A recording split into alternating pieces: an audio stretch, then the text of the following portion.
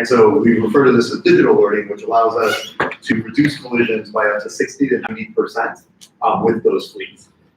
So this is a study that was done by University of Minnesota, and multiple studies have shown if you can send an alert to a driver inside a vehicle, the chance of collision goes on 60 to 90%. So it's not showing that, hey, we need more flashing lights, we need more sirens. It's actually, we have to find a way to communicate with people in the vehicles. So in the civilian world, what we're doing and what we're looking to transition into more in the federal space, especially with the Air Force, is being able to take what we're doing on our data capture through our safety cloud and data delivery, which right now we've sent about over 70 million driver alerts into connected vehicle by integrating with Navigation Act. But we also got the request to start doing something called responder to responder. And this is where some of the use cases start to get identified within the world that we're looking at within federal, where these vehicles actually want to communicate with each other. So right now, this is deployed in some fleets as big as DC, Washington, DC, where if an emergency vehicle is coming up to the same intersection, this device here begins flashing. You kind of think of it though as sort of a dumb terminal. I mean, really, the interface can be anything. We are a DHS contract company. Where does it flash? Where does it attach? So this they install either like up on near the window. It'll sit in fire trucks. It'll sit like up on the middle console for police. They'll put it up in the corner. I mean, so it can really go anywhere that they want. But someone said, hey, I want to integrate it into my NDT. I want to integrate it into for my mobile data terminal. I want to integrate it into my Panasonic Toughbook. I want data can go anywhere is the point. And so really what we're looking at is what other applications do we have for our data compression, data distribution, our suite of APIs actually for first response, but able to bring that not only as sort of a lift and shift type technology where we can actually supply this for bases that obviously have their own police, fire, EMS, that bases do mutual aid with also local communities where there's a big event, but also for departments that are looking at just having a way to distribute the data to traffic centers and things. So for the products, we do data capture with a simple IoT device. It's actually future-proof, so whether the world goes to 5G, PC5 for CV2X, all sorts of different technologies everyone's looking at, our device doesn't have to be fully replaced. It actually just gets swapped out with a new chipset. And we also have an interoperable dashboard, so it allows the fleets to be on the same dashboard and see where they are. We hear this a lot from FEMA, we heard this from DHS, we heard this from multiple places, where the EMS, police, fire, utility towing, all these emergency response, they're all on their own platforms. And so it's really hard to see everything that's happening. We've had a lot of drone requests, we show where our emergency drones are. So this is something we're looking at in the federal space, and then also as far as security and clearances. So we do take security extremely seriously because of the nature of the data that we have, especially in these larger cities. Just started deploying in New York. So everything's hosted on AWS. There's some details here we can share when we send this out. And then for the company, we're already in over 80 different departments. As I mentioned, over 70 million driver alerts have been processed. We already come standard on public safety fleet manufacturers. So 90% of fire trucks, for instance, come with our service already on it. We can embed hardware or hardware-less. We can embed it in current telematics. So from a manufacturer standpoint, it's a big play to make this really simple. And lastly, if you read in more detail, we're integrated from not only first responder fleets, state DOTs, and across the board, along with a lot of the projects we're doing with DHS. And lastly, this is the world we're in with civilian space and the smart city world within states and cities. But we really want to expand this into the Air Force use cases for this. Okay, so your Sbir specifically, what's the topic? So on the Sbir side, we're looking at not only being able to supply what we do on base for police, fire, EMS, but also the interoperability with the dashboard. So folks we've spoken to here have 3 solid connections that we've made where they actually really say, hey, we don't have interoperable dashboards. Actually, we don't even have tracking on some of our vehicles. And third, we do want to alert people on base because our bases are gigantic. So there is this kind of lift and shift, but we've also heard on with, hey, we want to put more onto your dashboard because it's so interoperable, and we can distribute the data to some of their emergency centers. So what other services aside from location can you deploy? like, Or have you done any messaging or anything like that? yeah, so one of the most powerful things that we have is our safety cloud. So basically, we've had people say, hey, I want to send hurricane alerts. I want to send alerts that there's a forest fire. I want to send alerts that there's, you name it. People have asked, because getting information and the data that's out there, that's not the hard part. Right? The hard part is actually having it in a central service that you can distribute it easily, simply, and quickly, and get it to where it needs to go. One of the most challenging parts of this is we have all this data everywhere. It's, what we're doing here isn't scientifically groundbreaking, by any means, but what we're doing on the data side and the application side by being able to aggregate and distribute is extremely powerful for multi-fleet departments. Yeah, absolutely. So you're well on your way to getting your customer. Yeah, it's been great. I mean, we've heard a lot of feedback, 3 solid ones. We're always looking for more and more folks to talk to. Each of those 3 have very different needs. So, we're also learning that, look, despite what we do, there's a lot of different areas that we can fit in. But, we're always looking to find more people to talk to, more folks, and understand what those other Air Force use cases are, because, there's a lot more to be discussed on that. Gotcha. So everything requires the hardware transponder in order to really make use of it. You said if or onboard telematics. So yeah, so we get cities a lot that'll say, hey, we don't want to install your hardware. We have information that you need.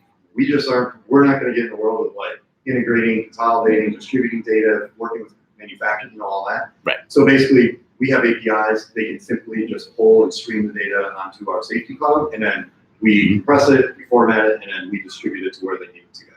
So it actually, we have both a hardware and a hardware solution. Okay. Perfect. And we're spot on time. So thank you very much. Okay, good. Yep. I had 2 quick follow-up questions for you guys. Yeah, definitely. We wanted to talk to someone, 2 things. One, we got our selected, and they sent us this email saying they're getting to it. Do you know, are we supposed to do anything, or is there something we could they'll be in touch. They are all locked in room handling all that right now. Oh, so they're working on it. Yes. Okay. In addition to helping out with all these shenanigans. Okay. There was a gentleman yesterday that was talking about with the Sbir grants, we can have our existing investors commit capital. Yes. And they can do that. Yes. I tried Googling, I didn't see anything. Is there someone who I can talk to? Yes. I would email SBIR at AFWERX.af.mil. Okay, and someone will just respond. Yeah. Yes. Or whoever you've been in contact with. Okay, we can answer that. Yeah. Right. And that's specifically the accredited investor matching for phase 2. Yeah, that's what I want to talk about. And if there's, they'll be able to take care of you. Okay, thank you. Yeah. Sure. And, All right. I'm not on the network, so I'm not. You can just hit that, plug in the HDMI, and you're good to go. Amazing. Hanging off the wall there. Perfect. Might need to scoot back a little. Okay. And you are I'm just Jason Schenker. I'm with the Futures Institute. all right. So you're from the future? Is that right? Well, not You're quite. time traveler? As close as you're gonna get. All right. You might want to pull that back a little. The little thing. There you go. Oh, that's fine. We'll figure it out. Well, make it work. Sounds great. And so we are being broadcast on YouTube currently. So Sounds say great. hi to the internet. It is also being recorded and captured to be distributed to our DoD partners. Okay, great. So this is open to anyone on the internet. So YouTube as a live. Yes. Okay, great. Wonderful. Well, so I'm Jason Schenker. I'm the chairman of the Futures Institute. I founded it 3 years ago to help business professionals incorporate new and emerging technology risk into their long-term strategic planning. My professional background was as an economist, and I found most of the companies I was working with were becoming more and more concerned, not just with the 2-3 year outlook, but the longer term. And so I developed a series of courses. So we have 9 different online courses that are part of a certification program called the FLTA, the Futurist and Long-Term Analyst Designation, focused on the future of work, future of healthcare, finance, energy, data, leadership, quantum computing, futurist fundamentals, and the future of transportation. These have been approved for continuing education hours by the Certified Financial Planner Board of Standards, NACFA, BARB, and can be used elsewhere as well. We also do in-person training programs, one-day innovation trainings, strategy workshops, consulting projects. So we started really doing this for business, and the thoughts of, well, what really is a futurist? Really the way I've always seen it, and I know different people have different definitions, would be sort of someone who's looking at trends in the past through the lens of the present and trying to project forward what's going to happen with different kinds of technologies. We've developed a series of frameworks around this, what we call the foresight of relevance, another which is looking at a technology adoption timeline, and overlay a technology approach matrix. So the 9 courses we have take about 15 hours to complete between the quizzes and all of the exams, as well as a series of workshops we've developed for people who have received the certificate. The initial certification tracks we created were a standard track, accounting and tax, legal and financial planning. We recently rolled out consulting, and we created a series of videos to create a national security track for national security professionals. This was done with feedback based on a discussion with someone in the U.S. Air Force about how we could create something of value, because we're looking at these same kinds of risks, but what if we took a national security approach? So for the Sbir, what we're looking at is, and we have a couple of potential customers. We had a couple letters that went in with our Sbir. One was from SOCOM and one is from the U.S. Air Force. And so there might be the opportunity to do a direct phase 3 with SOCOM and a phase 2 with U.S. Air Force if we wanted a very specific U.S. Air Force adapted series of courses. So our work's been incorporated into a number of books with national security implications. Jobs for Robots, Promise of Blockchain, Quantum Computing Nouveau. Those are 3 books that have come out with some of our research in it, as well as The Fog of Data, Future of Supply Chain, and the Future of Energy. So we're touching on a lot of different issues that are really important for national security if we think about especially the problems with data, which was a series of briefings we gave in a full-day discussion at Langley last fall. The other topics are also critical around national security. We also produce annually the Robot Automation Almanac. This year will be our 3rd year doing it.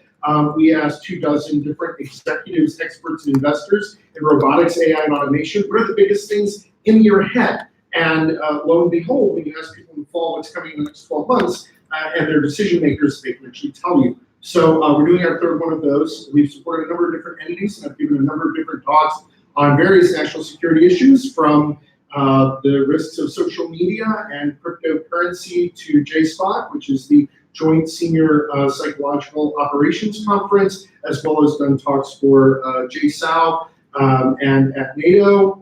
We've also supported through various consulting projects, as well as people who've done our coursework, and a number of different corporate entities: Booz Allen, EY, Altria, Disney, FedEx, SAP, and Hitachi. So we've supported a number of different entities with what we do, and I'm happy to take any questions you may have at this time.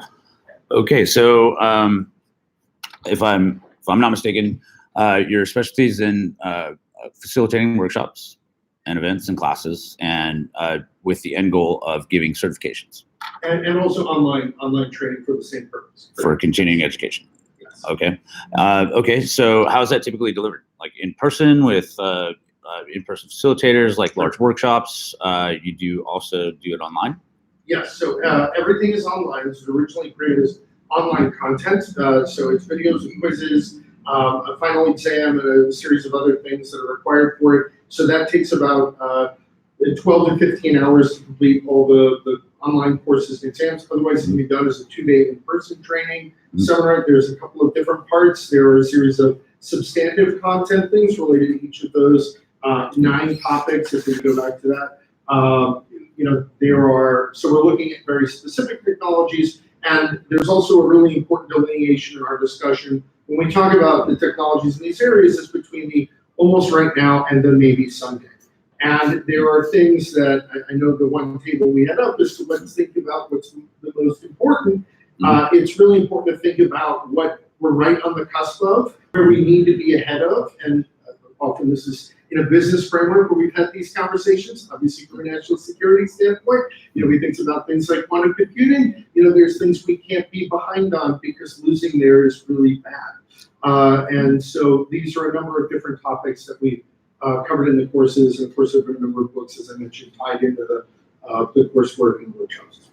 Okay, so what do you hope to accomplish with this SBIR program? So I think what we're hoping with the SBIR is to have those discussions with potential customers in the DoD who might go direct to phase 3 with the national security track we have as is. And I am hopeful we'll be able to do a pilot. So that might be a smaller phase 3, but then if that's successful, then we go to a bigger phase 3 rather than do a phase 2, because that's with USSOCOM.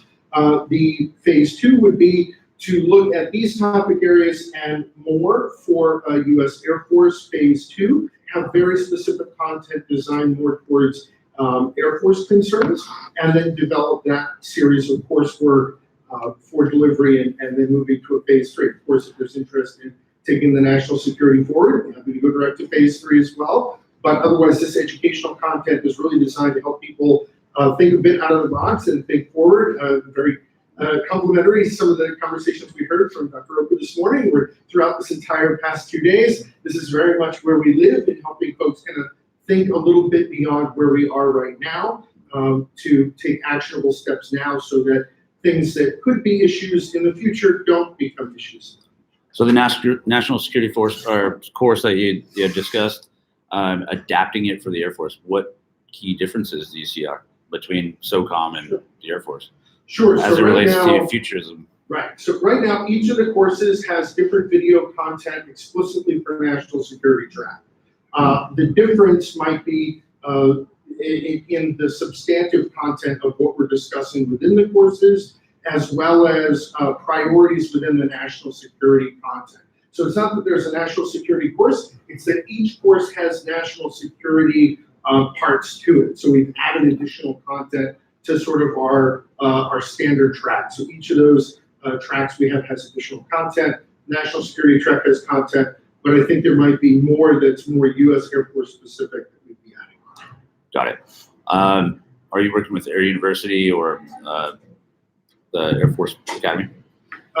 So I'm not yet connected with those folks. I have done a presentation call for JSOW about a year ago, and I'm tied into some of those folks. But I'd be very happy to be introduced to some of the folks at the Academy and tied into that group. All right. Well, thank you. I guess we're out of time. We got to move on to the next one. Thank But you very much. again, this will be distributed to you, all Thank interested you. parties. Let's put it that way. Do you have a card? Oh, yes, of course. Yeah, absolutely. Yeah. Perfect. Of course. Pleasure. All right. Thanks. Thank you all for doing this. Oh yeah, absolutely. I'm Jason. Jason, I'm George. Likewise. Hello. What's up? Oh, my man. All right. Thanks. What? No. Hey man, I'll come and get it. Just teasing.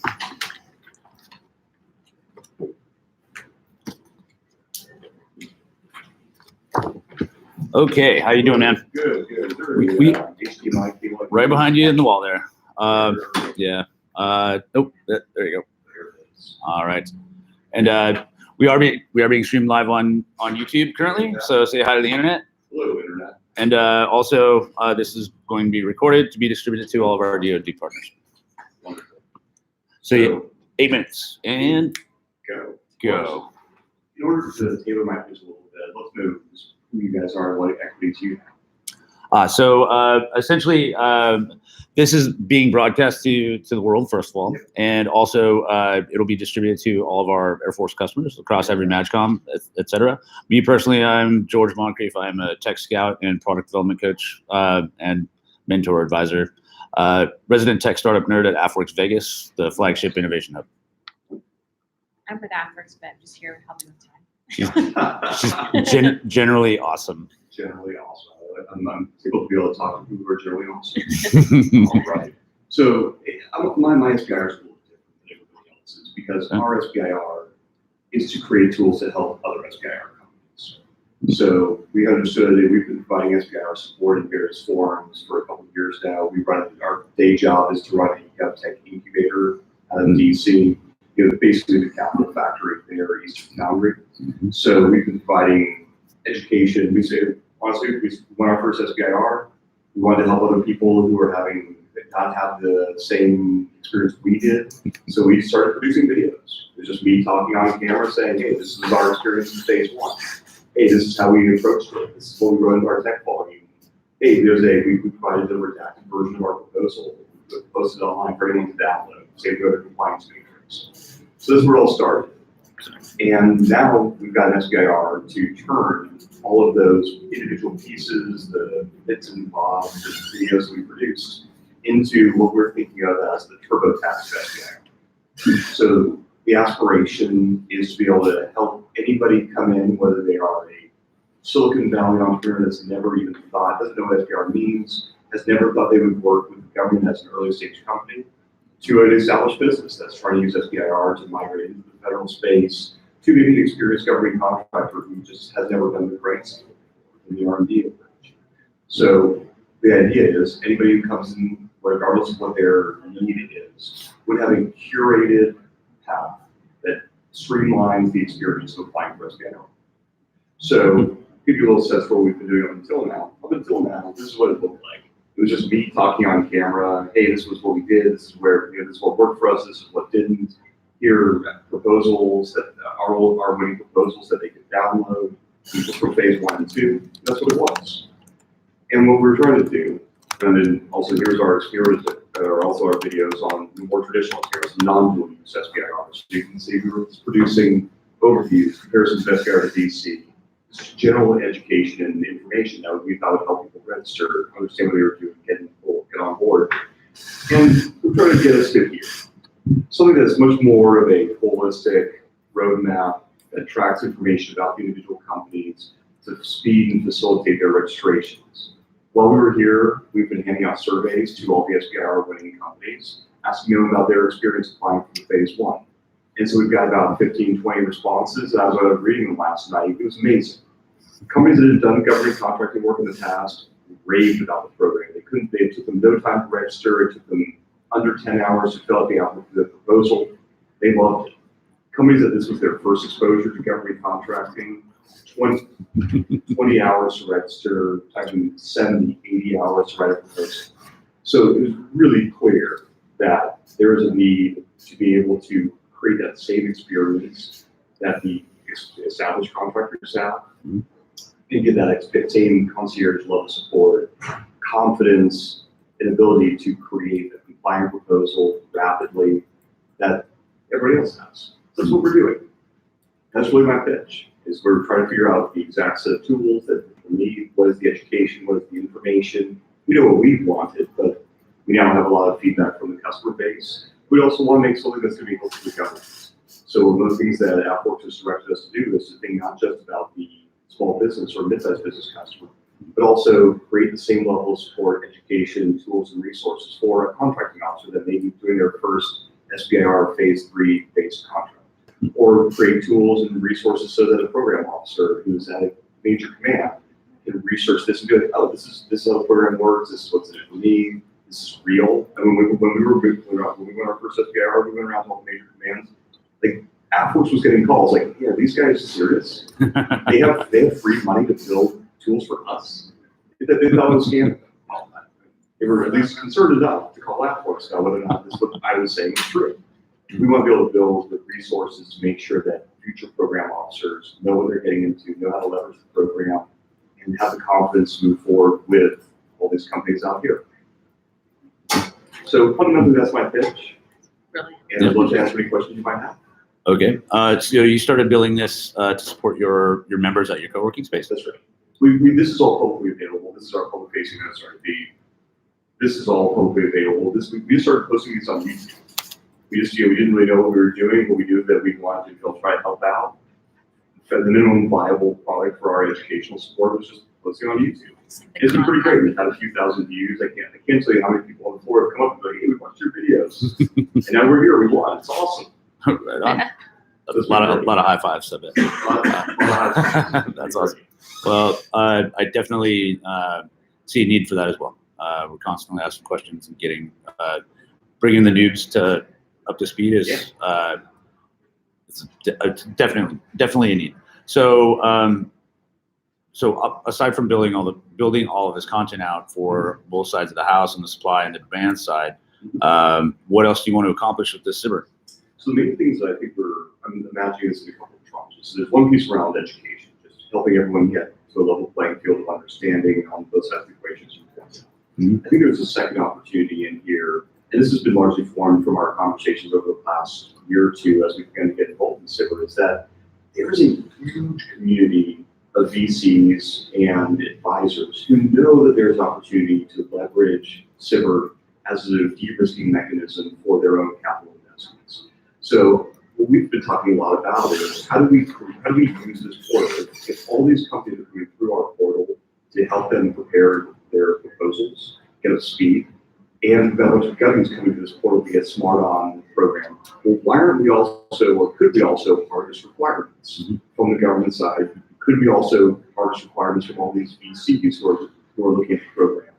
Could we also be creating, tracking this information about the capabilities of the companies? Could we help facilitate some of the matchmaking between companies and businesses? So a bit like what you're doing here, try to create that matchmaking, doing it in a systematized way through the portal as well.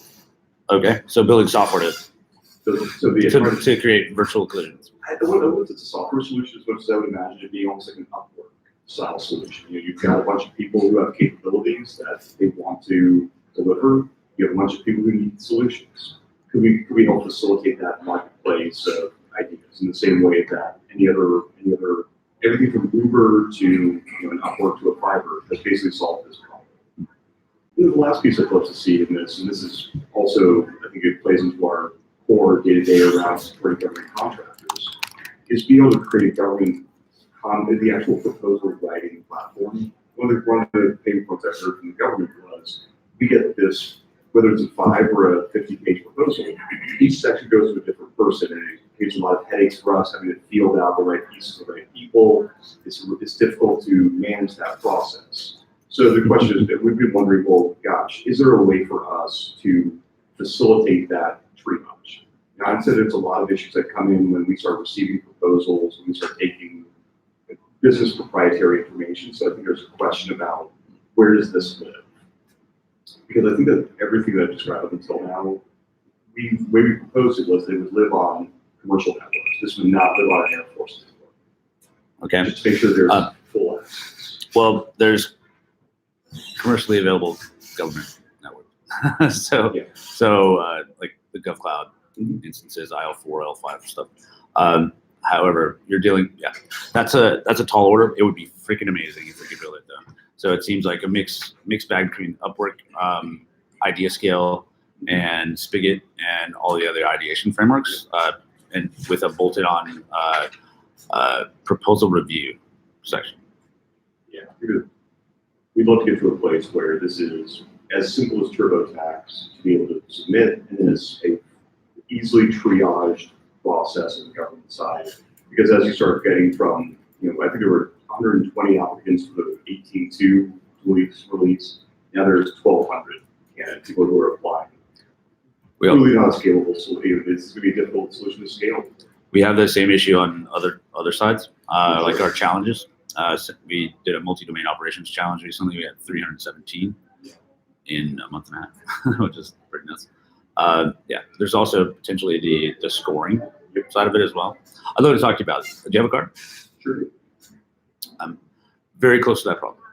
We've been doing it for a little while. We've been helping companies, and it was kind of cool that something we've been doing as a hobby became now a funded project. There you go. Well, thanks, man. Much needed help. Are you guys a nonprofit? No, we're a for-profit company.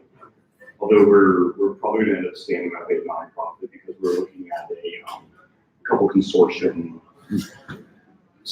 additional service lines.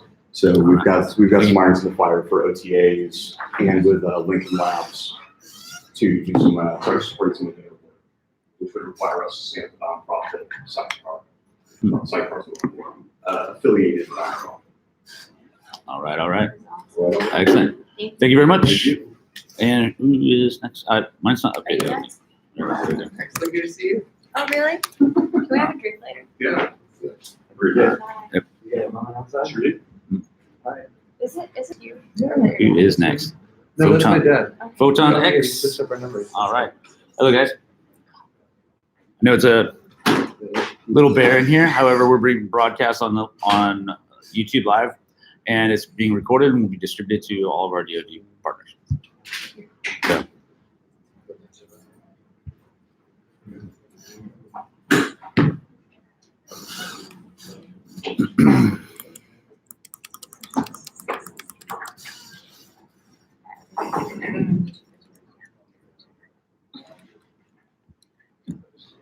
So what you go? What are we talking about? It's your dad.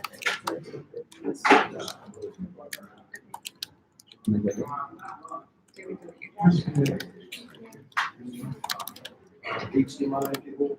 It's right there on the wall. Yes. Oh, it's already plugged into the wall. It's yeah. There you go.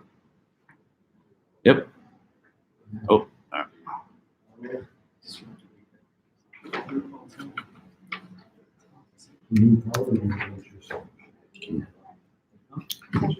Good.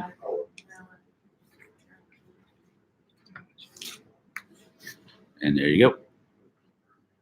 You're projecting.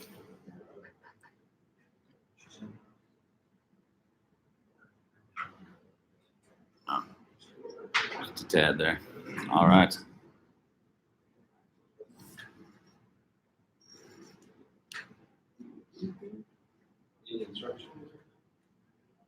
Pardon? Yeah. So we're again. We're live. We have 8 minutes, so you can use it however you choose. We recommend 3 to 5 minute pitch with 3 or 5 minutes of Q&A afterwards.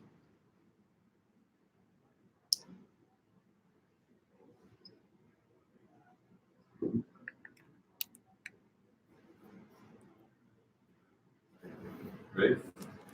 Ready when you are. My name is Blair Barber. I'm president and CEO of a company called Times. We've developed a very interesting answer.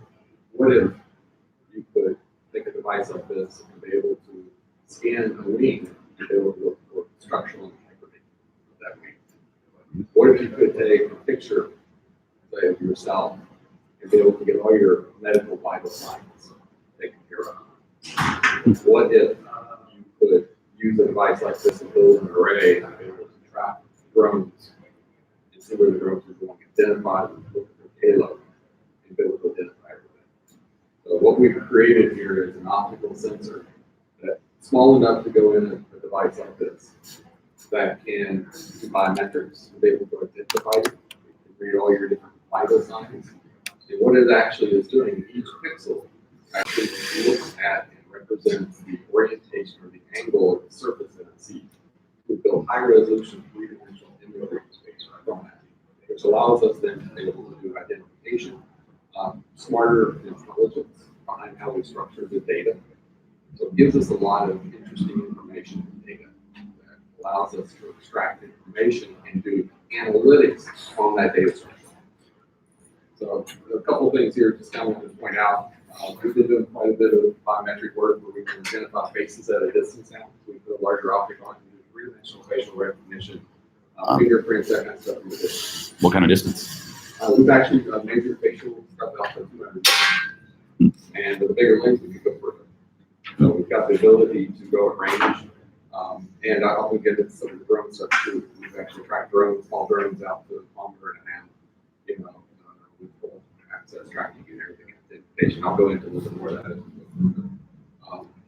So it gives us a lot of variability. We also started using this for medical applications, where we can actually look by shooting wavelengths and stuff and be able to look slightly underneath the skin, but also look at like skin wounds, we can look at blood pressure, glucose, all these different medical readings as well. So it's all based around, again, three-dimensional technology that we put together and the variability across the wavelengths.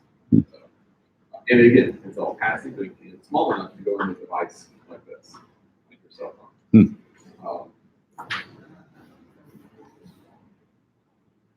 This is an example of kind of a proof of concept kind of thing. You can see here, this is the initial data that we captured. We measured the angle of every surface that we have on this thing. And we can then generate a three-dimensional shape of it that's at a higher resolution. And I went back and talked about the characteristics of being able to do structural integrity on like OE.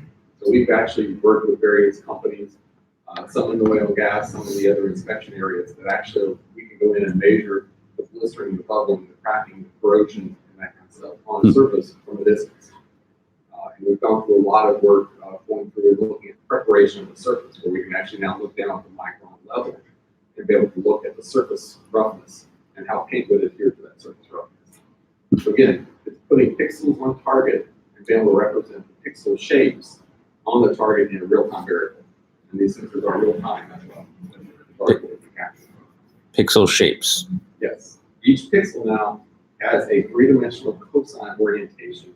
So it's not just the frequency that tells you the color, it also gives you the angle of that surface that it represents. Interesting piece, I'll go back just real quick. As light interacts with a surface, or electromagnetic energy interacts with that surface, it's going to absorb some, it's also going to re-reflect, and also may emit light. As it goes through that, it takes on the characteristics of that surface. So what we read is how that light changes the characteristics of that surface. And we call it spatial phase imaging. And that's just our point term that allows us to look at the orientation of that surface very accurately. So again, it's a different way of getting to the 3D problem, right? So now we can see shapes of targets. Again, the color here represents the angle of the surface, just like we did here. The color represents the angle of that surface that we're looking at. We can combine all those together and get you now a three-dimensional shape from that. Think of AI algorithms being used with now three-dimensional shape algorithms. So you know how all the pixels and all the coordinate sides fall together, right? Much easier to get to. We can look and track drones in a crowded background. We can rebuild the entire shape if we want to. Again, that's a lot of extra work to get to that point. And those 3D shapes, do you create like point clouds and like photogrammetry as well? No, we go straight to the surface. Point clouds, you don't go where they're all at. The nice thing is we get a nice perfect grid that we essentially project onto the target, so we know how everything fits together. So we go straight to the surface. Okay. Which is also interesting. Point clouds, you've got to figure out how to connect them together, right? We don't have to do that. We also have now the ability to manufacture these at a very, very interesting level, where we can actually scale these things at whatever scalability you can scale. We can put small little sensors together and we wait for level optics. We've got one of the best manufacturers in the world manufacturing sensors for us now. And they are planning on putting cell phones and other companies as well. So the scalability of the manufacturing is becoming huge. Think of now having an array of these sensors all connected together that can look and be able to monitor large areas. Be able to see, you put them in a little hemisphere, be able to see drones at several kilometers away. It's swarms of drones as they fly together. And I'll give you an example of kind of what we've done there. But what you'll see here is this is our camera running in real time. We're actually identifying these drones, the Phantom, the Mavic, and the Inspire.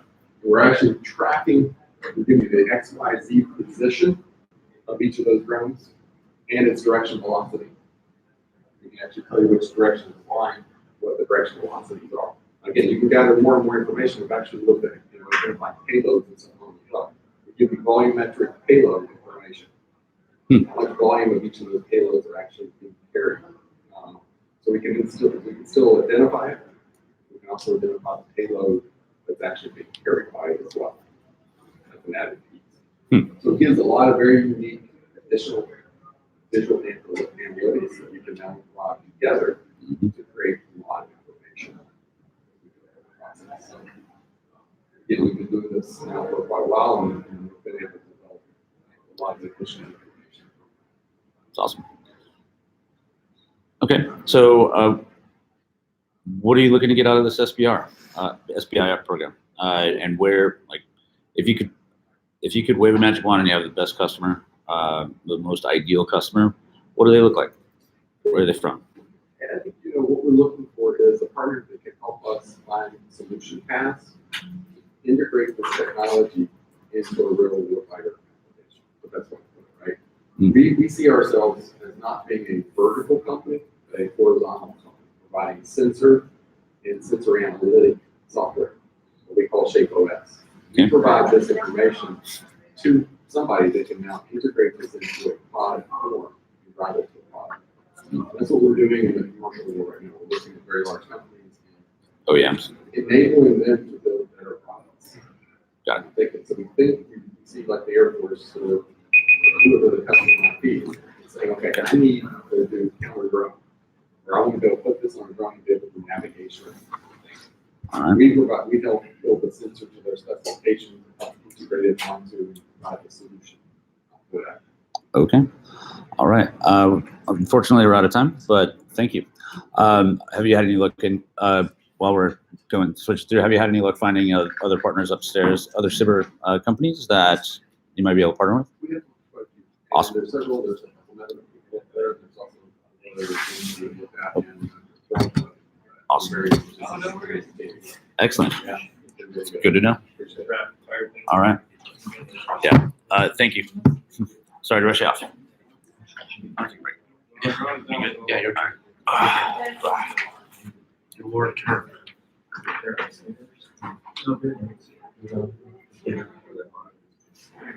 One flight. I think you know. This one. Either a 4-hour late or 6 hours. Screw that. Do you? How important do you think that's? I'll wrap.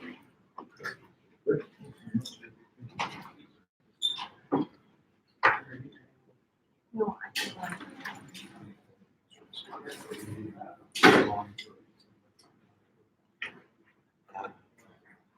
5 minutes behind. Okay, perfect. So we're Actually, we're way behind now. just hanging out. Okay. We're also streaming live on YouTube, just so you're aware, and it's been on this entire time. So whenever you're ready, this is Jason Chen. George just stepped out, but he'll be back there, our tech scouts for AFWERX. And I'm just here to assist with timing. Been doing a poor job, apparently. A thankless job of herding the chaos. Yeah. But whenever you're ready. Great. Well, it's nice to meet you all. Thank you for the opportunity to pitch. My name is Evan Lally. I'm co-founder of a small business called DLink. And we develop blockchain and linked data technology. We've been working with U.S. Customs and Border Protection through our joint venture partner. DLink's mission is to take that technology and transition it into use in DoD and the private healthcare space. It is a unique blockchain that we built from the ground up. It has lots of cool features that I can talk about later if you're interested. The thing I want you to take away from here is that it is built on a linked data framework, and that's unique. It's the world's only linked data blockchain. That means it can be used to connect isolated data, information that's stored in different locations. For the Air Force, we'll talk about how that's going to be used to improve efficiency. And we have a specific value proposition for the stakeholders that we've been talking to here. And ultimately, it's doing that while enhancing information security. Previously, everyone thought about information security as being a barrier to collaboration. In this case, we're bringing down that barrier and actually enhancing that overall information security. So just a quick piece of background. There've been a number of studies on this. Here's one that we're quoting from Harvard Business Review. It says that knowledge workers spend up to 50% of their time dealing with the effects of isolated data. And this doesn't even count all the negative downstream effects that happen when decision makers don't have the right information at the right time. I think everyone's been in this situation. You're aware of how detrimental this can be, especially if you're running a large RDT&E or Air Force operational program. Our linked data blockchain connects that isolated information where it lives and turns it into a secure, searchable, distributed database. So when you look at the total addressable market within the Air Force, we believe we can help the Air Force save 15% on contract RDT&E labor if this were applied across all RDT&E programs. That would be about $1.9 billion. So that's a big deal. That's a big statement. We know we have to be specific. We have to solve a specific problem for a specific person. And we like doing that. So here is the specific problem that we're looking at right now. Eliminating manual compilation of documents for work instructions and enabling electronic task orders. And we're talking with 2 different programs within the Air Force on how to do this. You can see these kind of darker arrows, these green arrows, form sort of a feedback loop, right? So on the left, you've got data that lives in multiple places. You've got test plans that live on the server of the program office. You got reports and documents that are maintained by the prime contractor. Maybe some design information that lives with one of the subcontractors. And supply chain information that lives with the operational unit or supply chain group. All of these pieces of information are managed differently. They need to be compiled together so the maintenance operator knows what to work on, how to do it, and has all the information he or she needs.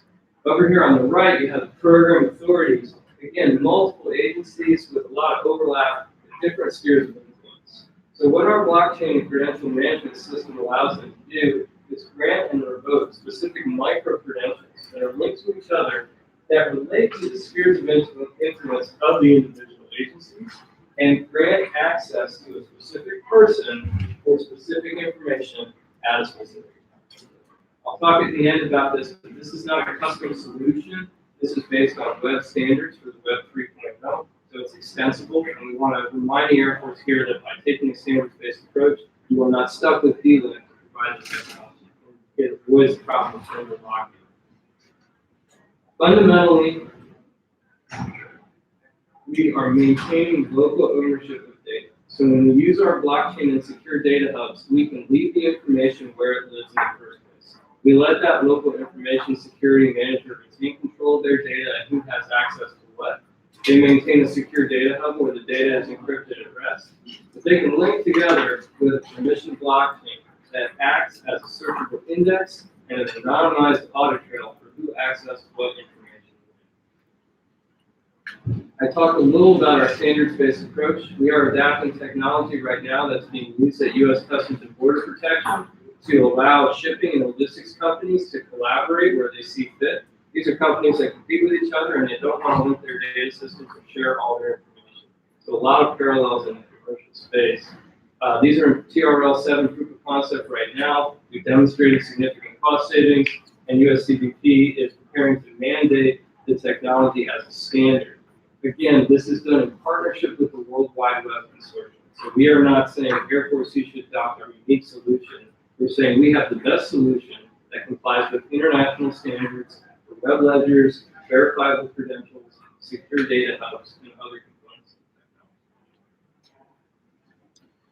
For the CBP, would you call it a test? They're very adamant about calling it a proof of concept. Okay. I think the reason is that it's been really powerful. They've been able to engage with multiple Fortune 50 companies. And so for a business like ours, we have a total of about 12 employees when we combine the two joint ventures. You know, we're playing with the big guys here. So they have some legal reasons why they call it proof of concept, and it allows those companies to be comfortable with operating. Okay. Who's your Air Force customer? We have two different program offices that we're talking to. Which two? Ground-based strategic deterrent, GBSD. And we're also talking to the Massive Ordnance Penetrator Office through the DITRA. Okay. Are either of those two signing your MOU? We hope so. You know, we don't want, so we've been working more closely with GBSD. They've been very, very good so far. What we want to do is make sure we get their input early on, so we're not holding that letter out in front of them right now. Because this is cloud software, it's really easy to demo it to people. So what we're saying to stakeholders is give us your input now in the next couple of weeks. We're working into this prototype to show you a TRL 6 demo online. But we hope to get that MOU from the program office. And frankly, we can onboard more program offices. That's what I'm here to do this week at this conference, is to get more stakeholders involved. Who are your current commercial customers?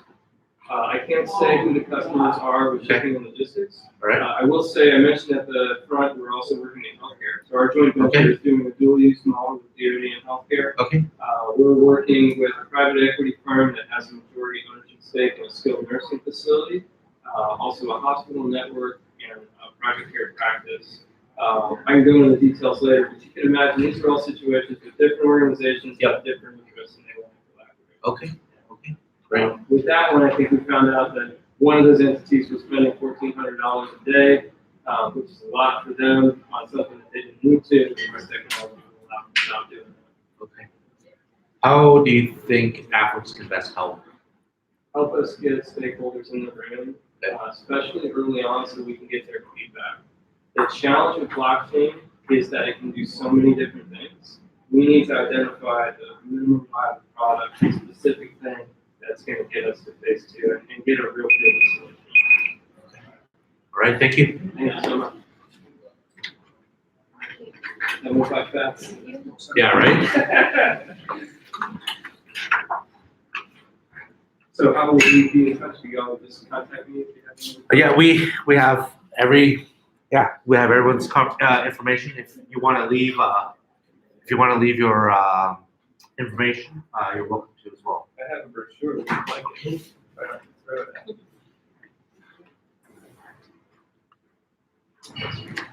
My contact information is at the bottom of the brochure. Yes, down there, or you can connect to Apple TV if you're connected to the network. Thank you. Okay, great. Free to reach out. Thank you. Thank you so much. Thanks for the opportunity. No problem. You're rolling here, yeah, that's all right.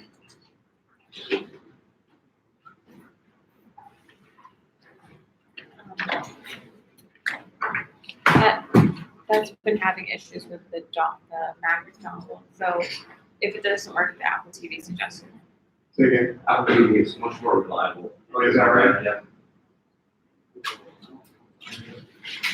Are you on the, just on the network? Okay.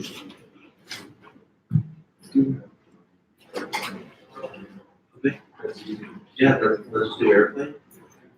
Yep, AFX. And then go over to You can pass it, and we're running 8 minutes. Yeah, there's one in between us and you. For nothing to support. So,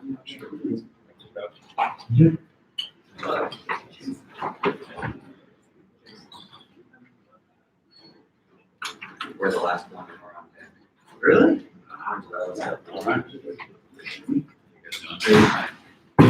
Yeah. You've got 8 minutes whenever you're ready. Cool. And we're next. streaming live on YouTube just for your information. And it's being recorded and will be distributed to our management partners. So we do have some obviously some Yes. So we're with the AFWERX Vegas group. Jason and I are tech scouts and product development coaches and executors. So we should be able to ask some relevant questions. Great. Well, like you said, we've got a limited amount of time, so I'm going to go through this really fast. I like the Q&A portion. My name is Paul Danfus. I run the national security business for Sbir Global. And who's Sbir Global? We are providing resilient, reliable space and service at scale. We're doing that through a constellation of 3U CubeSats, which if folks haven't seen 3U CubeSats before. They're about the size of a box, containing a nice bottle of scotch. So our primary mission is that as a passive IR, passive RF detector. We're detecting what we call signals of opportunity. And those come in the form of AIS messages for ship tracking, ADSB messages for aircraft tracking, and a thing that we call GNSS radio occultation, which I'll talk about in the slide. That helps us to do terrestrial and space broadcasting. But really what's of note is that at 84 spacecraft on orbit today, we are the second largest constellation in the world. We also own the ground segment, that's 32 plus ground stations. So really quick on GNSS radio occultation. The idea that our spacecraft is down here in the about 500 kilometers. GPS satellites, Galileo, GLONASS, all the GNSS birds are out of about 20,000 kilometers. So what we do is we look at those signals as they graze through the atmosphere. And what we can do is look at the refraction. That gives us the ability to determine that observation or sounding to provide pressure, temperature, and water vapor content. That's interesting in its own right. You do it 10,000 times a day, you're able to build a weather model that is essentially like launching 10,000 weather balloons every single day doing in situ readings. But let's go back to talking about the spacecraft themselves. Besides the other 3 business lines, the ship tracking, the aircraft tracking, the weather, our space as a service business is really what is another thing that makes Sbir very unique. It's a full stack Sbir product, meaning that we design, we build, we integrate, and we operate these spacecraft all as a round vertical. The only thing we don't do is the launch period. And so in order to support our launch campaign, which is about every 6 to 8 weeks, we're turning out spacecraft at our factory at the rate of about 1.2 completed spacecraft a week. We have the ability to go much, much faster. We make a lot of use of software-defined radios, so we're able to tune and upgrade these spacecraft on the fly. It's just a kind of a close-up breakdown of the spacecraft, but really what you know here is everything that you see here in green is stuff that can support a specific payload. So we have these outside panels, and then we have about 1.3 out of the 3 to devote to those payloads. So we see this as a commoditized process. So I'll just leave you with one concept that we are pursuing. It's the idea of tracking hypersonic missiles. And this would be in the form of 20 satellites in 48 distinct orbits for a total of a 960-ball constellation. You have that many spacecraft, any point on the globe is going to be within view of 10 to 20 spacecraft at any given time. So really the initial low-hanging fruit is that tipping and queuing, that immediate sensing that there's a hypersonic launch. But eventually we want to get to tracking, handing off that target, and then eventually getting to where we can come up with a fire control solution that doesn't go to a fire control center, but goes directly to an interceptor. And so that's what you see the picture here, about 960 satellites.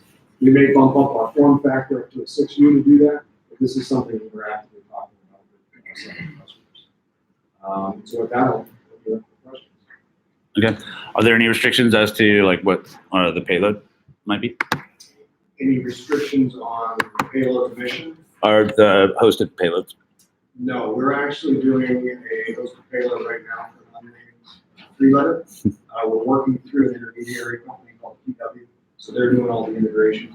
We'll give them the spacecraft, they'll do their integration and get it back. And that's an operational spacecraft, meaning that we are doing our mission simultaneously to this undisclosed mission we have to do.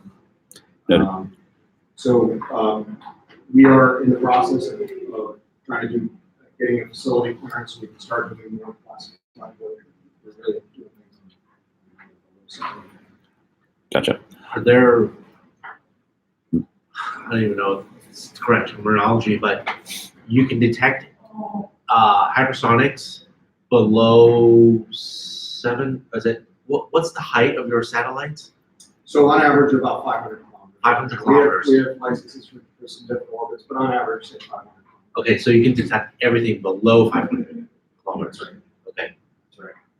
Are there any limitations? I mean, if hypersonics were, say, much closer to Earth, would mountain ranges or anything be? Sure. I mean, if you've got a target that's trying to mask in terrain, so that would probably be more of a cruise missile type of threat, maybe a subsonic type of threat. Okay. If they are trying to mask, they may get out of sight of one of these spacecraft, but they're not going to get out of sight of all, because you may be masked against terrain from this geometry that I can see over here, and that's why having, as you see in the animation here, any point on the globe is going to be in view. So how do you validate what's going to hypersonic? So with this concept, our group feels that we can stay within that RF domain. There's a lot of RF coming off the vehicle like that. But by virtue of the fact that if we're developing a commoditized bus, we could do something in the IO or the EO or IR range. But right now we're looking at the RF signature. Are you working with any particular group within the Air Force? Currently. Yeah, so we've been having extensive talks with SMC. We're on trade with SMC right now. We have separate work that we do with the Air Force for weather. So we're under a couple of contracts. Okay. On our weather data with the Air Force. I'm running all the national security stuff, so I kind of view it as eat the elephant. So it's the Air Force takes up a big chunk of it. I'm spending time talking to the Army. I'm talking to the COCOMs. I'm talking to all the services and labs. But we are building those relationships. Sounds like you already have a lot of that covered. What help can AFWERX provide? So, number one is visibility. We hate to walk into a room and say, this is fantastic, why are we not doing insurance? And that's, on us to continue to be out there on the pavement.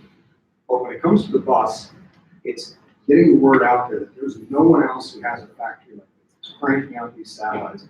Really think that we can do it as commoditized things for low cost. I actually did take off the bullet at the bottom of the slide to show kind of our cost estimates on this, because it's a little bit sensitive. Yeah. But not only that, but trying to get data buys. So we just touched on the wave tops of some of the things that we do. But under our weather product, beyond just doing radio augmentation, we're doing total electronic content measurements in the upper atmosphere. We're going to start doing reflectometry so we can characterize sea surface characterization, soil moisture content. It's a whole range of things. We just need to get in front of the right customers. And it's really about selling. It's about selling the data and eventually getting to, we hope with some enterprise licenses. All right, thank you. Well, we'll do our best, sir. Do you remember the guy from NORSF? GSF or The guy who had the European command. Oh, he was at FDO. He was looking for something like this. yeah, we'll go through. Okay. We'll All right, give me your card. I'm gonna take some notes. And I should point out that our director of GNSS is Dr. Dallas Masters. He's here as well. And he's heading up the work we're doing right now on the XBI. Perfect. Right. Well, thank you, gentlemen. It's great work.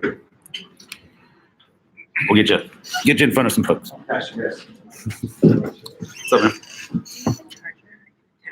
No, I'm sorry. Oh, like Like an iPhone charger, sorry. I'm like, yeah, you do. I need a phone Wait. charger. you don't have that though. You need that one. Thanks, Dad.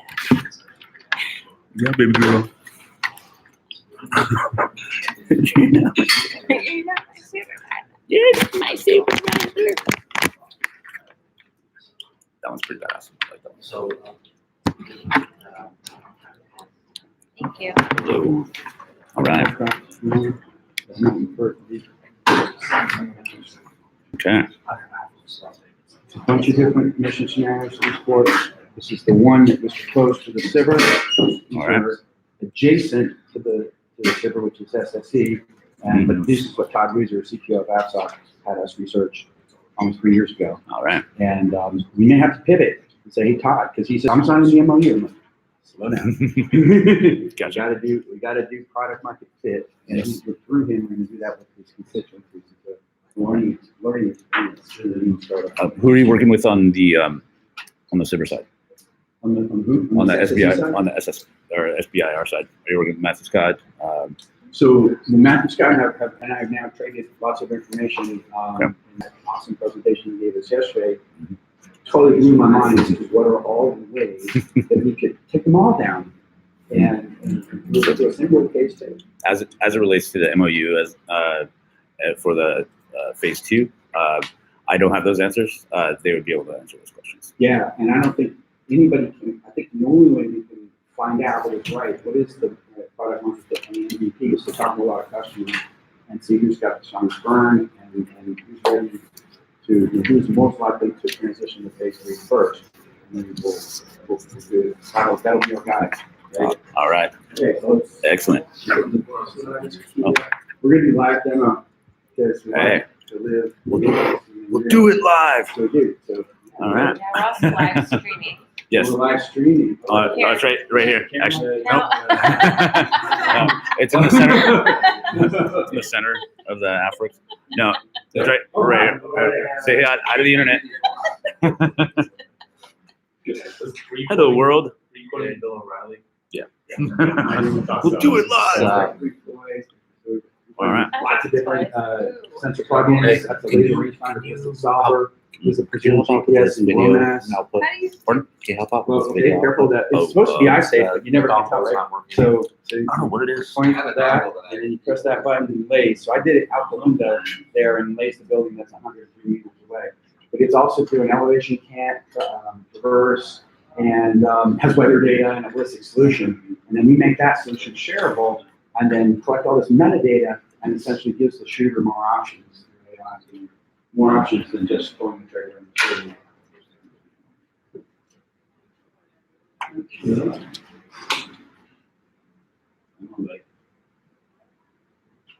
Maybe we unplug it, replug it. So get real close to the glass, or else it'll bounce off the glass. it was measuring the window.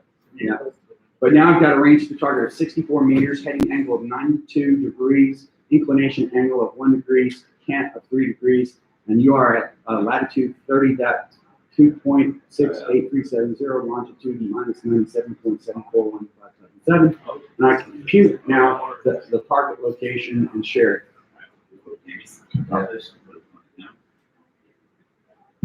Yeah. So it's, we're partners with Wellpax Industries, and we're already integrated into their life support system, a hybrid Packer SCBR unit, and we're at SHOT Show. SHOT Show's what I found in place, and they were shooting this on the range, and I walked up to the weapon, and 7.62 rifle shooting. So it's like a standard hunting rifle, but really sexy, right? With a silencer and all this good stuff. And then it starts 1,200 meters away. 1,200 meters away is it's a man-sized target. And I take the sight on that, I push that laser, and it's got the range target, and then it moves the reticle to where I need to aim and shoot it. I shoot this thing in one shot. That's a 22-foot bullet drop. All right. I'm not good. I will. I say I'm not. There we go. Bring the screen down a little.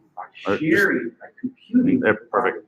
Perfect. Sharing it instead of Perfect. shooting that target. So now you guys can see it basically? Well, turn around. What's that? And then what are the We can see it on the live stream. Okay. This is what's being recorded and what we'll be distributing. This So guy here is gonna All right, be a let's do it. missile.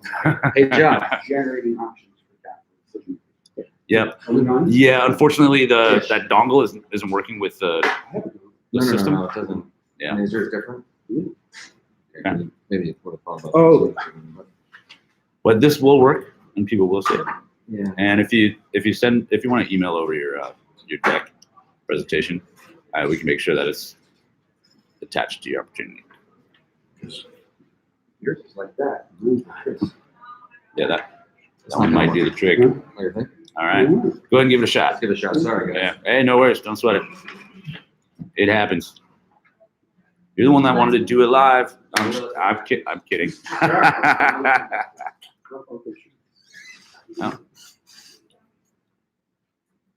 And hey, there we go. Yeah, some dongles just don't work. Time to get a new dongle. I know.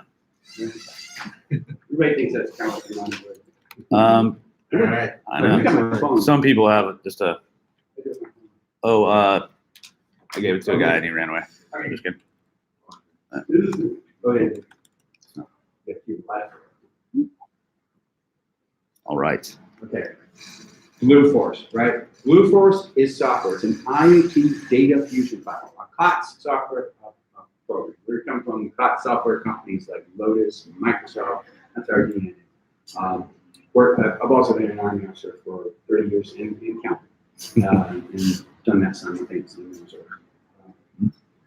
Our product, Blue Force, makes any sensor data stream, whether it's a laser or a radar, camera, you name it, shareable in a subscribable feed of open architecture XMPP messages. And it's using sensor data with metadata and allowing those things to be viewed in multimodal, multi-stage, or multi-instrumentation. So that's a whole other presentation. What we have to talk about today is the application of this commercial, very horizontal technology to a particular vertical, which is, in this case, sensitive site exploitation, with possible pivots into adjacent solution areas, and depending on how this whole customer discovery thing goes.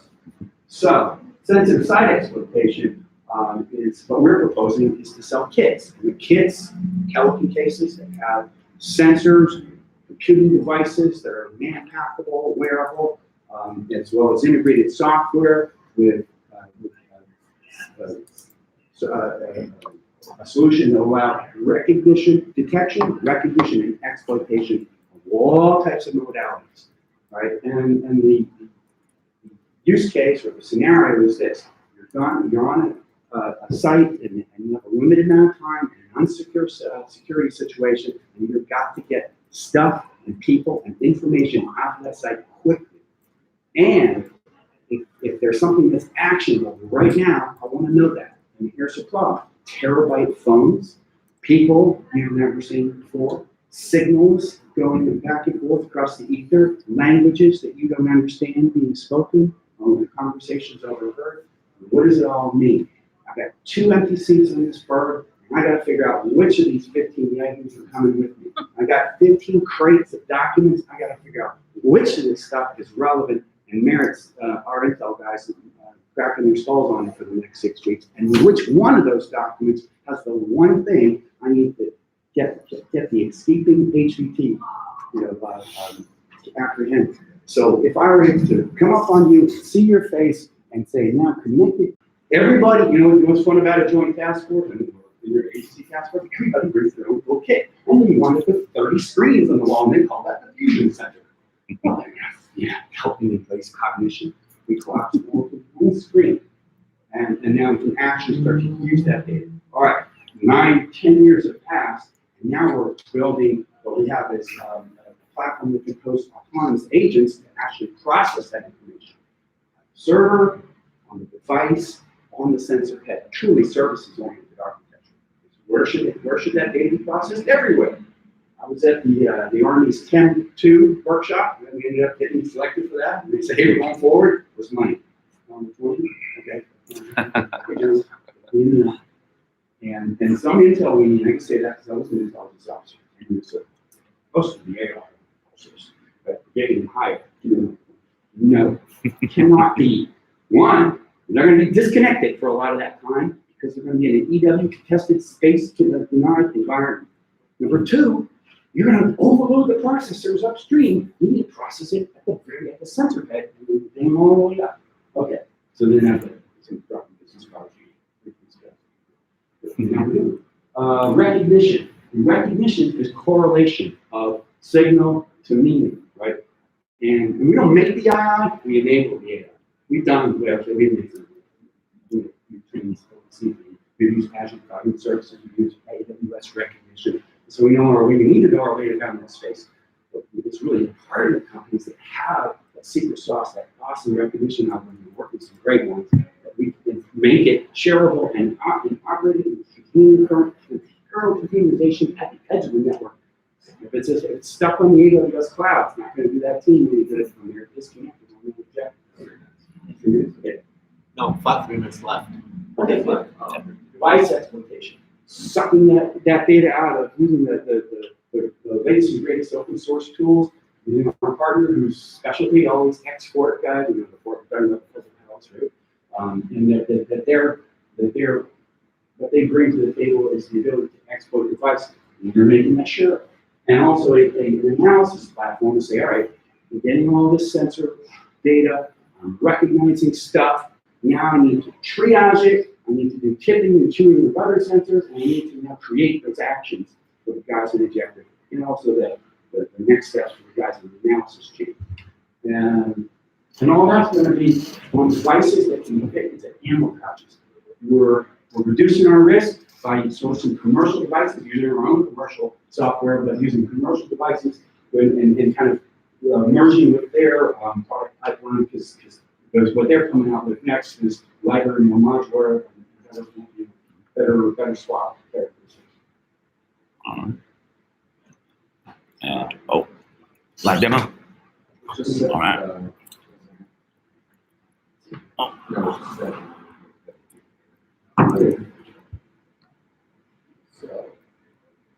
So normally did we not know that we didn't know we were pitching, so this is, we figured you guys are all taking risks on us, so we'll take a risk here also. So, All good. what you're looking at, part of the de-risking phase of this, because obviously these Sbirs are very risky, and having spoken to people that you're looking technology, and in some cases very ambitious technology. We wanted to show that we're de-risking it by using existing software and then using existing equipment. So that Qubit box that John had showed before, 009, very good piece of software. Hardware, and our core kit is also far more. So what you're looking at here, we're using, in this case, we're using the mobile device as a mobile IoT gateway here. This is talking to this, my Samsung watch, that's my heart rate right there in real time. Catch the weather sensor coming in here as well, and this MSA gas sensor is coming in. So because we're doing sensitive site exploitation, this sensor is actually very relevant because you're going to be going through it. We do radiation sensing as well. And pretty much anything that has an API to it and an exfil, we can get it. Now, we're not going to be using the phone for this, and that's part of what we're looking to do with Sbir. We need something a little more power to process all that information. So when we're looking at the sensitive site exploitation use case, we're really trying to bring a lot of that down. Obviously, there's offensive hacking and that kind of thing. We don't want to bring any of that, but we wanted to show that we can already do a big piece of this, which is make these data shareable. Is that okay? I think you're at the end, so go for it. Okay, this piece here, right here. So this is actually facial recognition. So I wanted to show you this because I think it's interesting. I can take a picture on this phone right now. It's going to go. Is that piping through recognition? Sorry. Is that piping through AWS? This is actually. This one has to be as cognitive, but we do AWS as well. But we can do it down below too. So Third party.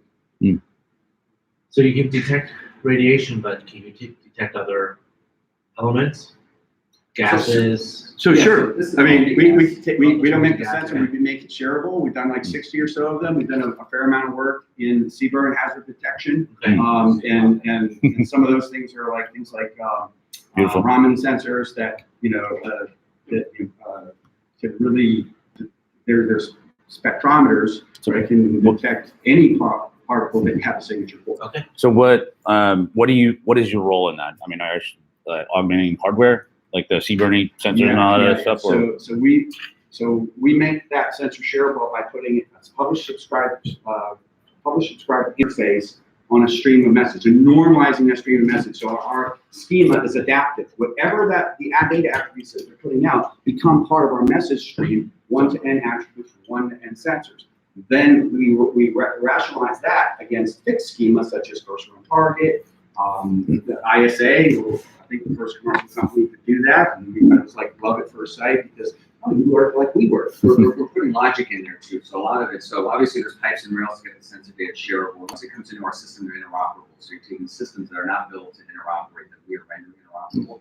Then we have this concept of a mission plug in there, and that's actually a lot of what we're going to be doing. Hopefully, as we progress through the Services server, orchestration. is creating that. So now it's orchestration, it's logic. It's what takes this offensive hacking and correlates it to this Bluetooth hacking correlates it to this hit here and form a decision. How do you get something that doesn't necessarily have any kind of networking capabilities, like the JCAT sensors or what have you? You operate on a mesh network? So we operate on Yes. we operate on whatever network's available generally. So we work on tactical radio still. So you see, it doesn't have a network connection. It doesn't have to be Bluetooth. We can do RS-232. We can do cable connections. Yeah, it's like a serial. Yeah, so we've done serial. And so part of what we're good at actually. What would you attach to it, like Probably- to get the network?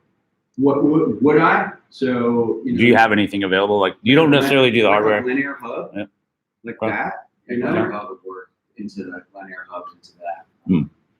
But these are operator decisions, and so for every IA guy that says NSA says any connection over a meter must be encrypted. Okay, there's some devices that support that, some that don't. But then there's an operator that says, I don't care if they can smell my Bluetooth or taste my lead. Part of what we're looking to do, and part of why we're so excited about Sbir, is this ability to talk to the operators and really craft at home the requirements. What sensors do they want to use? What modalities are most important? Do they need to translate whiteboards, or are they more concerned with the sensor? And once we can do that down, then we'll be able to. So you're the platform. You help facilitate those decisions and give advice as to how they might be able to make it work.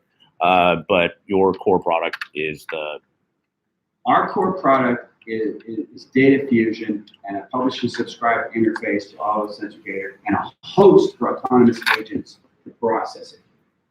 The solution layer, if you will, are the plugins for each sensor device each information service or processor or correlation algorithm, what have you, that we don't retain any IP, we don't claim any IP in the solution layer by design. We want that to be our ecosystem for our customers. There are plugins that we ship with the product. We would consider them free and open source, except for those that leverage third-party IP that is protected. Okay. Well, thank you very much, gentlemen. I'd love to get a car. Okay. And I know it's a long day, I think we're the last one, so. Yes, you are. Thank you very much. Yes, sir. Thank you. I'm out of storage, actually. Thank you. Oh, that's- Yeah, so we got a bunch of work. and thank you, thank you, thank you, YouTube. That concludes our pitch day for SBIR Collider. See you next time. Thank you. Yeah, so we